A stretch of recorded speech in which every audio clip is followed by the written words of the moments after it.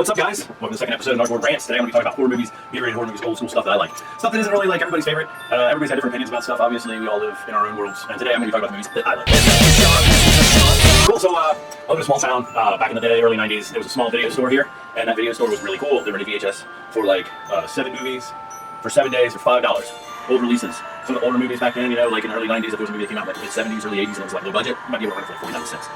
So, we're talking an 8-year-old Sean hanging out with some friends that had what I would say limited parental involvement, so to speak. And if it was involvement, it was an enabling type of involvement. So, 3rd or 4th grade, we could go to the video store with my buddy's grandma, pick out any movies. We're talking any movies. We're talking find the movie that has the back on the cover has girls on it in pantyhose with like machine guns or knives, you know, horror movies that have gore and skeletons, all kind of stuff. So, we're little kids in the early 90s, during that time of like acquisition. Young Sean is looking through an entire giant wall of awesome VHS covers of really cool movies. We're talking old school classics. We're talking about things like Sleepaway. We're talking about things like Ghouls. We're talking about Army of Darkness. We're talking about Friday the 13th. We're talking about Nightmare on Elm Street, Halloween. So, back in those days, it was so exciting to be able to see this kind of thing. And for me, as a open-minded art kid, not realizing that's what I was at the time, I was really excited about it, not because I wanted to be scared, not because whatever, I wanted to be entertained. I wanted to see art. I wanted to explore something that was different, that made me feel something different than doing normal things. So I watched these movies. It was always different than I thought it was going to be. I always thought horror movies were just going to be really scary the whole time. It was just going to be bad stuff happening the whole time. And I found this relationship with horror movies because of that video store and that awesome grandma who would let us rent whatever we wanted when we were small and young and not ready for this kind of stuff. But the thing is, in the early 90s, before the internet, the kids, it was sort of like, you know your neighborhood and where you're not allowed to go and where you are allowed to go, and go have fun today and be back by dark. I'll be back by dinner. And you leave the house, and you go to Billy's house, and you play video games, and you eat cookies, and then you go over to Mikey's place, and you watch movies, and you do your thing, and you go around the block, whatever, and then you get in, you get on the bikes, and you ride wherever, and go exploring in the woods, and go digging for rocks in the creek, and all, like whatever. But you never ever had satellite parents that cared enough to like talk to you about, you're not allowed to do this, don't do that, and like the way we are now. We're just totally monitoring everything we do with our children. But when I was a little kid, I fucking loved horror movies, and man, I remember seeing Evil Dead 2. That movie changed my whole life. We're talking about Evil Dead 2 today, but we're talking about a really interesting film that for me, like I was saying a second ago, I always do the standards, and that's why I'm doing this for you folks, so you can enjoy the rants and where I go and where I come back to. That's what we're doing. We're getting it all out. We're having some fun with it. Horror movies are like, terror, horror, chills, suspense, murder.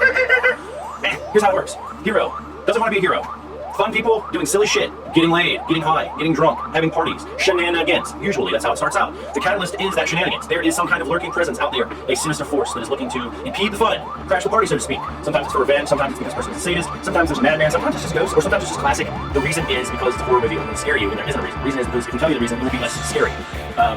So, with all these notes hitting in all these areas, seeing a movie like Evil Dead 2 at a young age, it starts out a certain way. You got the Book of the Dead, you got the pages, you got the stop animation, it's very beautiful, it's very artistic, it's a fucking cartoon, and then they kick it in and tell you the history, they show you these wonderful images, and they take you into the credits, and then all of a sudden, boom, you're looking at a corny dude with a beautiful girl. Yeah, baby. And it's not scary, it's kind of funny, it's kind of cheesy, it's kind of like groovy to watch and interesting, and it's really, really not. Like when I was watching it for the first time, I remember thinking like, wow, these actors aren't very good. Like this is sort of like, it almost looks like it's a play or something.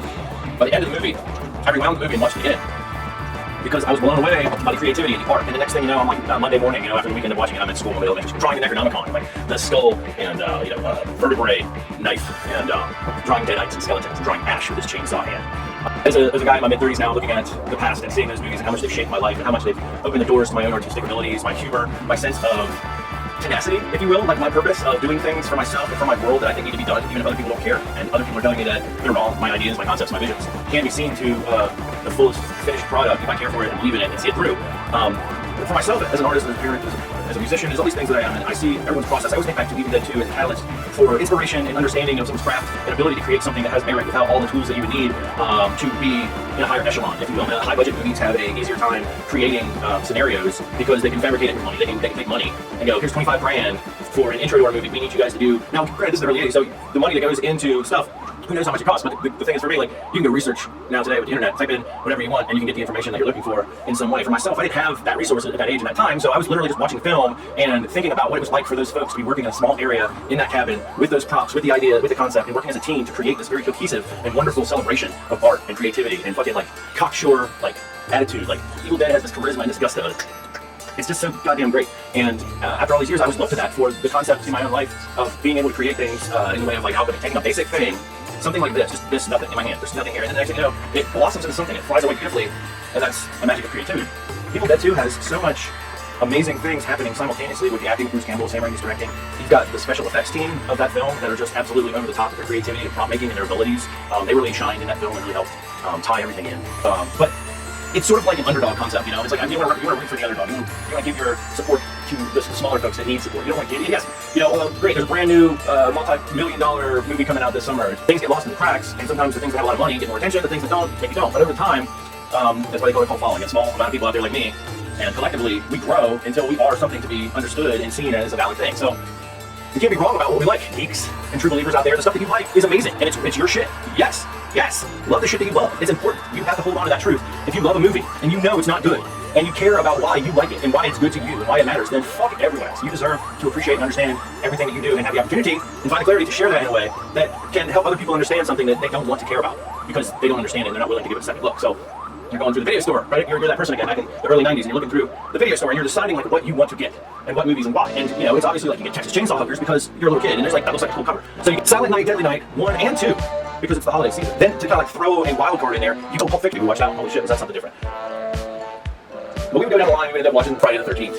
all the way through to, I think at that point we had Jason Takes Manhattan. So here's this cool thing, people watch it, you know what I'm talking about. It should be Jason's on a boat, he gets to New York at the end, and then he punches Julius's head right off his body into the dumpster. Rolling down the fucking, anyhow, you guys know about it. If you do, if you don't, check out all the movies that you think you want, and if you don't want to watch them, you don't have to, but if you do, you might have fun. One that really changed the game for me too, fucking Jason Goes to Hell. Friday the 13th Part 9, and it is something really cool because they put the Necronomicon prop into Voorhees' house in that movie, which is really an exciting like Easter egg, if you want to call it that, or just like homage to the filmmaker Sam Raimi, who nodded right to Nightmare on Elm Street in his film when Ash goes into the workshed, and right above his head when he walks in is Freddy's gloved nightclub. And so it was sort of like, hey, Freddy put that in the kid's room. Sam put Wes's fucking prop in his movie. Now years later, we get through the Friday the 13th. We have Jason Goes to Hell. And we get to a very ludicrous plot where Jason is not even really Jason. He's blown up at the beginning, and then his body parts and his, undying immortal lust for revenge. His organs are still just pulsating and waiting for murderous revenge. And people eat his heart and become him, and then they poop his thing through a weird mouth poop in other people's mouths, and then he can get possessed by Jason, and then they run amok and whatnot. And that's wonderful and all. And then you get to this wonderful shit at the end of this film where they show the Necronomicon. They show under the house of this fucking where Jason's family lived, and you get this dark-rooted meta concept that never was considered, that maybe Jason's family had dabbled in the occult prior to that. You work up to this climactic ending and it's all over, everything's said and done, and the dog runs over to the side and the film hands over to Jason's mask that's been forgotten the whole film. Fucking Freddy's hand comes out, pulls it under. What are you talking about a moment? Oh my god, as a little kid, seeing the Necronomicon blew my mind. Seeing that hand come out blew my mind. Seeing a girl riding cowgirl and getting impaled through the chest with a fucking fence post and then cut up through this section and then split this way blew my fucking mind. Unrated version. But there's that creativity and that possibility of like, in my head, I wasn't like, oh man, this bad guy just cut this girl apart while she's having sex. In my mind, I'm like, how the fuck did they make that girl's chest rip in half and split in real time and make it look real? And I know that that's just some girl not having sex who's getting paid to show her boobies off for a scene, and there's some talented motherfuckers who have casted her body and created a wonderful prop that looks really realistic, and it breaks my mind because I'm seeing what I'm seeing and I'm believing it, but I know in my heart and in my mind that there is some awesome, cool art motherfucker creating something amazing to entertain me. And that is the drive behind my obsession with B-rated horror movies. And not even B-rated horror movies, just horror movies in general. I think the genre has a shallow end which can be swam in a deep way. I think that there's this wonderful, strange way of being very like self-aware of how bad the things that you were doing are, and then embracing them so wholeheartedly, and then like fucking rallying all the people with all that positive energy and all that creative positivity and possibility, and then really wrangling something together and bringing you something new that you feel connected to because it's so damn awesome.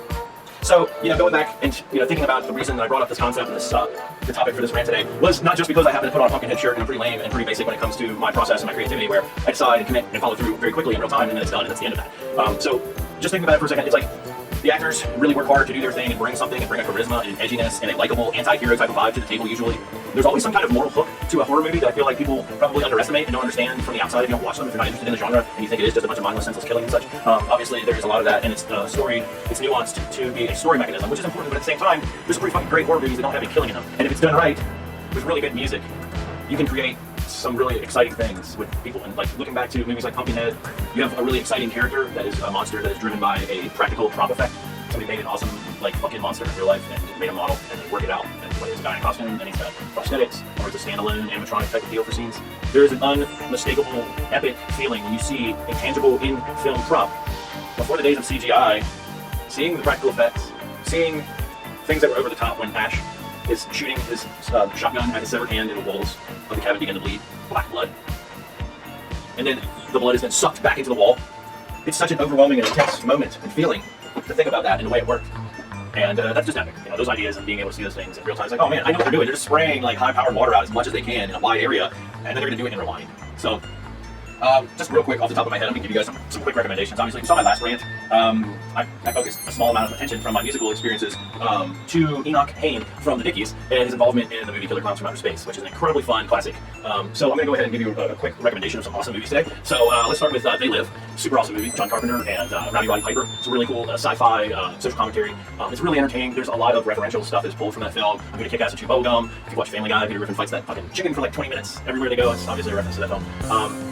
Go there, watch that, enjoy that. Of course, you gotta check out Evil Dead 2. That's gonna be a really fun one for you. Bruce Campbell, Sam Raimi, you gotta love the charisma that goes into this film. So much fun. Pumpkinhead, Lance Henriksen, very fucking dark film. I loved this in high school, I still love it. I'm a parent now, and it was a really heavy moment when I watched it at the right time, and I fucking bawled my eyes out. I was pretty upset, you know, this kid right here is really cute.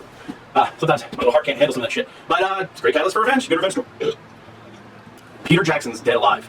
The Hobbit's cool, Lord of the Rings is cool, King Kong's cool, having lots of money for your project and having mainstream support is cool. That's fucking cool. Sleepaway Camp. You want to talk about twist endings? Ooh, Angela's got some goodies that we didn't expect, huh? It's a funny, interesting way to set up a franchise, and it's a fun, kind of a fun slasher movie. I remember having a lot of fun with that one. And as a kid, you think, oh man, it's like, I'm going to summer camp, I hope it's sort of like this, and sort of not like that. Puppet Master, remember that? That was pretty fun when you were a kid. Or how about Demonic Toys? Or Ghoulies, these guys. Ugh. I had a lot of fun with those films. Of course, there's obviously Jason and Freddy, and don't forget him, Hypnotist. Then you got Leatherface, Pumpkinhead, Alien. I happen to have been born in a really exciting time to be able to like enjoy going to the video store and hanging out there and taking my time and exploiting grown-ups to allow me to see shit when I was way too young. So when I grew up, I would have an amazing life and understand a lot of amazing shit, including why B-rated movies are so awesome. Thanks for watching, guys. Go out there and check out some of these movies if you're not familiar with them. Enjoy your day, enjoy your life. Take the time to be creative and to take the time to enjoy the nasty, filthy gore of horror films, and really take time to enjoy and appreciate the fact that if you're scared, or you're grossed out, or just super entertained and excited, it's because some people worked really fucking hard and care about giving you that experience. So, thank you folks for watching. I will see you next time on Shaun the Dead, or Rants.